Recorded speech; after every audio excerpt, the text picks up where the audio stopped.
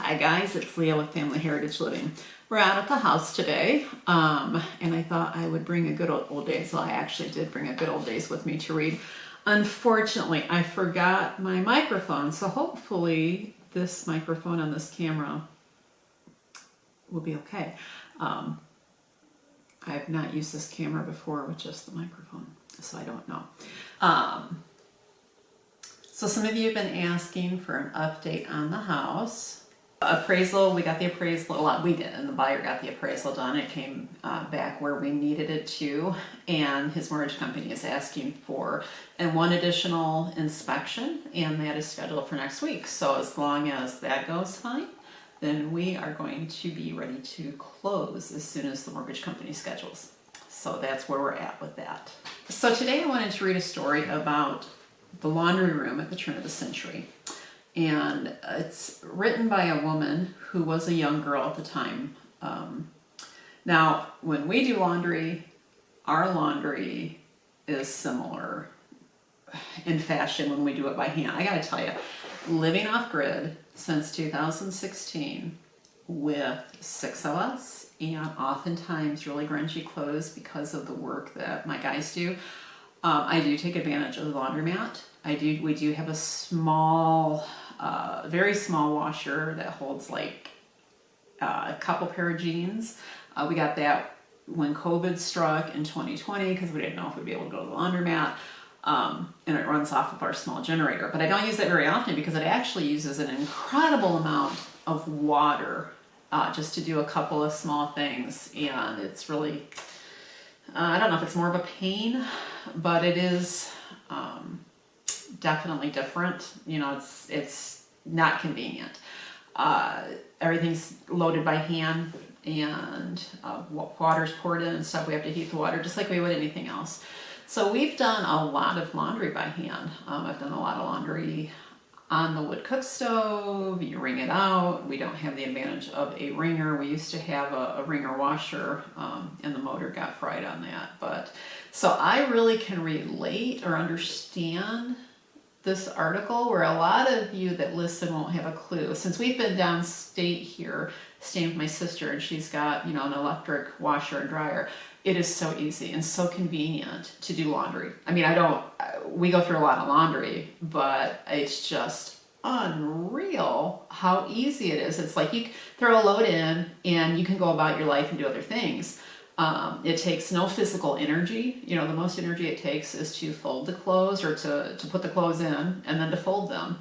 To me, this is like, I don't know how anybody could ever complain about doing laundry when they have electric or gas operated automatic washers and dryers. I mean, it's just, if you've never lived without one, if you've never had to do it by hand, I can see where someone might not appreciate it. They might find the laundry drudgery, but for me it's like just a sidestep of whatever I'm doing at the moment. It's like yesterday, I think I did 3 or 4 loads in 3 or 4 hours, and my time vested was folding, you know, besides loading it in, so it was minimal. But this is a short article. I'm a little concerned. I keep looking here at my battery on this because I thought it was fully charged, but it looks like I might be trying to beat it. So let's get at it. My mother's laundry room was a far cry from the neat, compact laundries designed for today's modern homes. Now, this was written in 1973. So backtrack, and even I think many people today would find the laundry from that time, as we might use the word primitive. Back at the turn of the century, our laundry was a small room off the kitchen, which together with the pantry formed a 1-story L to the big old kitchen. There was neither heat nor light in the laundry room, so work had to be done in the daytime and when the weather was not too fiercely cold. Only ironing was done in the laundry. Now, and again, the ironing would have been a sat iron put on the stove, which is what we use, and it does take some time. They used to roll the clothes, and she may even talk about that in here, while they were still damp, so that the iron could get some steam, because otherwise you had to have a sprinkle bottle. And even then, even if you rolled the clothes, oftentimes you end up having to use a sprinkle bottle. The ironing was done in the laundry. The 2 soapstone wash tubs were just around the corner in the kitchen proper. In any season but winter, the laundry door to the kitchen was always open. As one entered on the left was a full-size closet known as the Broom Closet. Here were kept several brooms of various sizes and shapes, dustpans and brushes, and mop and pail. On shelves over the brooms were piles of discarded cloths of assorted descriptions, from dust cloth, mopping, and even an old paint rag. No fabric was ever thrown away in our house, but was regulated to the broom closet for future use. Old curtains were torn into sizes good for dusting furniture. Discarded towels made excellent mopping materials. Pieces of worn flannelette nightwear were used to wrap the soapstones and hot bricks that were carried to bed on cold New England nights to take the chill off the icy cold sheets. Outgrown dresses were always available in the broom closet when pieces were needed for doll clothes or patching. Old pillowcases were torn into 1-inch strips to wind my hair into corkscrew curls in the eve of some festive occasion.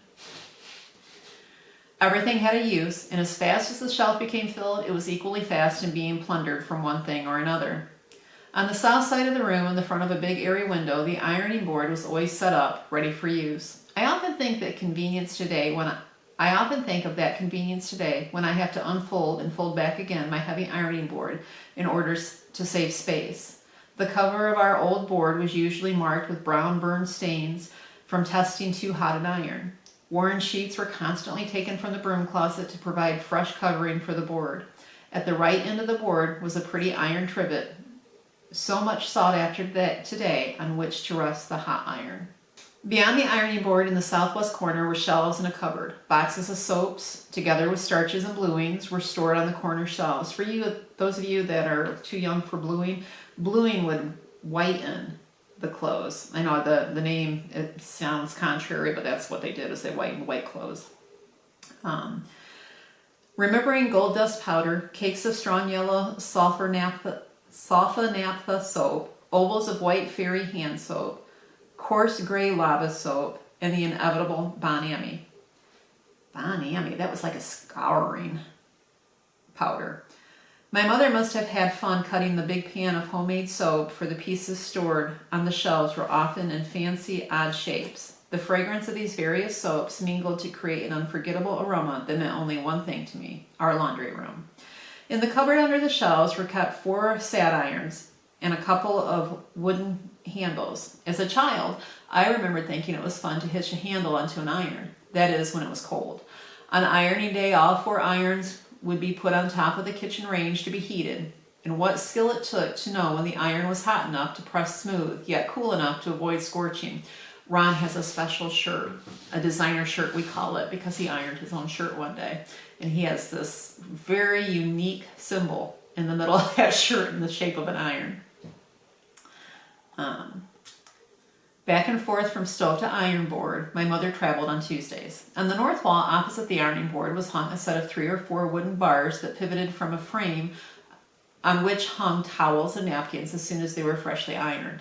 Beneath the bars was a sturdy folding hanger that opened up to provide space to hold dresses, shirts, tablecloths, and other larger articles. On this same wall, a cloth bag hung from a hook and held a supply of new wooden clothespins to replace any on the line that eventually became worn, broken, or lost.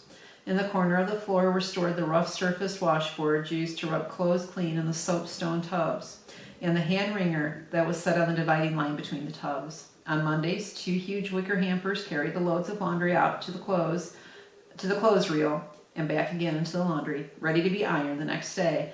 But first, the starched clothes had to be dampened with a bottle of water stopper with a spray top. So she does cover that. I only read part of this article, to be honest with you, and it grabbed my interest. So when I just stopped because I wanted to read it with you and hear it for the first time. So I didn't know she addressed the ironing. I don't remember my mother ever complaining about the chore of scrubbing the clothes, hanging them to dry, or ironing, but I do recall that she did rebel at putting away the clean laundry. That was a job in itself, and it came at the end of the day. Table linens had to be folded and stored in the sideboard drawers. Piles of sheets and towels needed to be carried upstairs to the linen closet in the long hall. Starched shirts and dresses must be carefully hung in the closets of their own owners.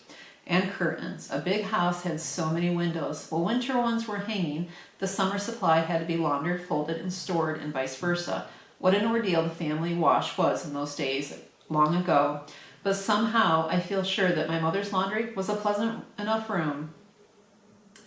I feel sure that my mother's laundry was a pleasant enough room to offset the burden of the weekly wash. She must have loved the convenience and space of that little room, her laundry.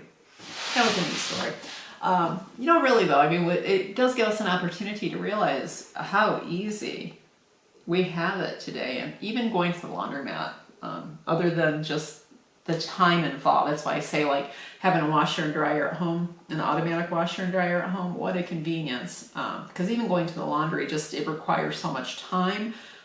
Manual labor, not real intensive, other than carrying in and carrying out. But I don't know. I think because of our conveniences, in my opinion, we think that it frees our time up and we only fill it up with other things that really just require more demanding stuff. So I'm not sure that we advanced at all in some of our technology.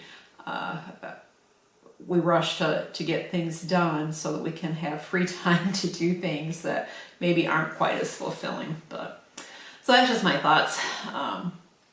All right, well, this was a short story. I hope you guys enjoyed it. I will try to get another story read real soon and get it posted. Until then, have a great day and God bless.